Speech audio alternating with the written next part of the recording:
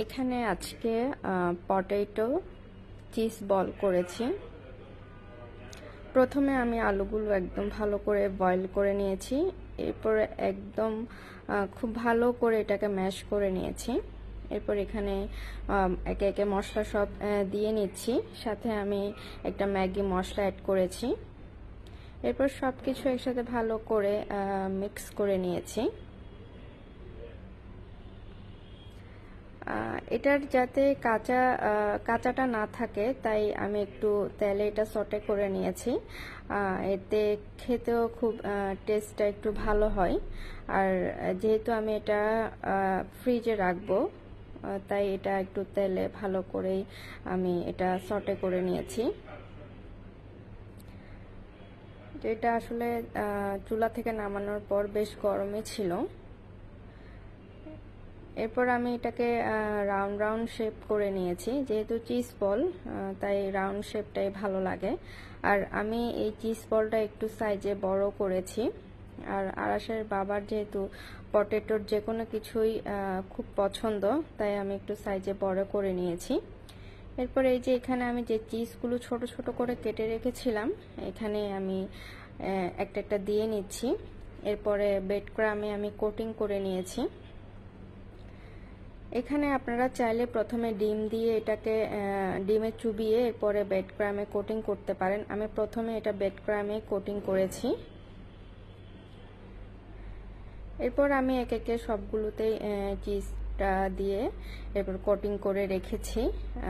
চিজের পরিমাণটা একটু বেশি দিলে এটা খেতে ভালো লাগে।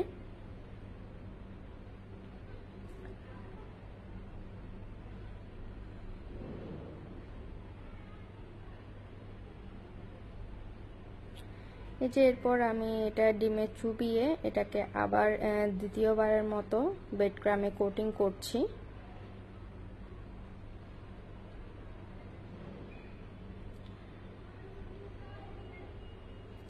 একে একে আমি এভাবে সবগুলো কোটিং করে নিয়েছি। এটার টেস্ট কিন্তু খেতে খুবই অসাধারণ হয়, আপনারা বাসায় ট্রাই করতে পারেন।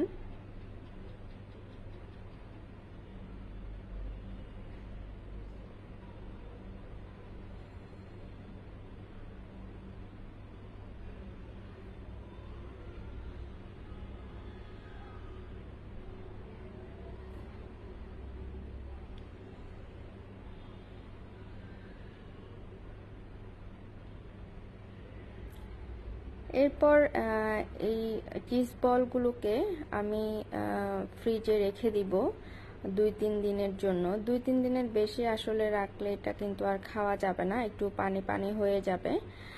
তাই আমি 2-3 দিনের টার্গেট করে এটা করেছি।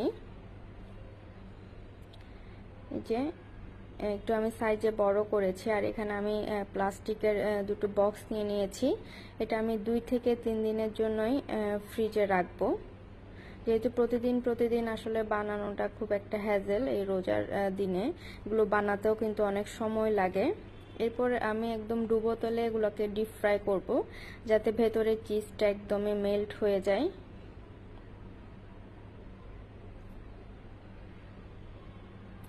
এই যে আমার কিন্তু করা শেষ। এই যে আমার পটেটো চিজ বল এত লোভনীয় হয়েছে, মাশাআল্লাহ।